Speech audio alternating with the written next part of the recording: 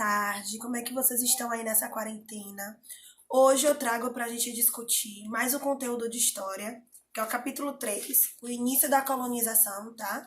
O que que esse capítulo aborda? Aborda o início do processo de colonização no Brasil, aborda as atividades econômicas no início do século XV, século XVI aqui no Brasil, mais ou menos no ano de 1500.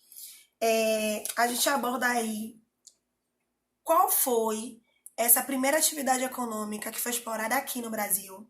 Foi o processo de extração do pau-brasil, tá? Foi a produção de açúcar, certo? O pau-brasil era bastante conhecido na Europa, principalmente por conta do corante. Esse corante eles utilizavam como material para atingir os seus tecidos, certo? Além disso, posteriormente, a gente vai ver também a questão da produção do açúcar, que foi bastante lucrativo aqui no Brasil. A gente traz também o processo, a relação entre o europeu e os indígenas, que é a relação de troca.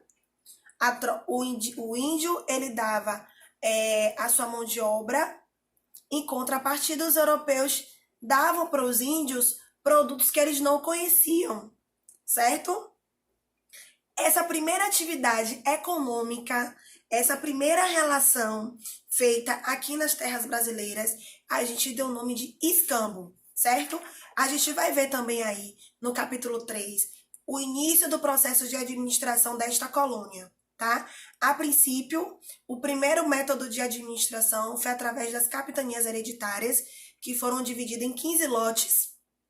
Esses lotes eram administrados pelos donatários, que geralmente eram comerciantes ricos de Portugal, certo? Porém, não deu certo. Por falta de investimento dos donatários, uma série de problemas, então não deu certo. Apenas 2 capitanias tiveram sucesso nesse processo.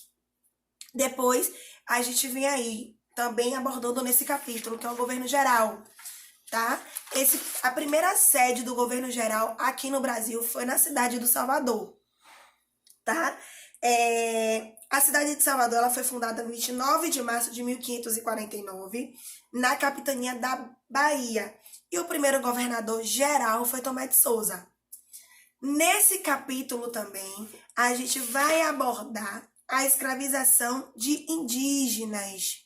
Também vamos abordar as expedições dentro daqui do Brasil para explorar as novas terras. Aí a gente traz aí as bandeiras de pré-ação, a gente traz aí as missões jesuíticas, tudo isso contribuiu para o processo de exploração e de colonização no Brasil, tá bom? Não deu certo a exploração dos indígenas, a mão de obra indígena, então a gente nesse capítulo também a gente aborda a mão de obra africana, tá? Agora, essas 2 partes do conteúdo eu vou aprofundar na nossa próxima aula aqui no canal, então acompanhe. Beijo!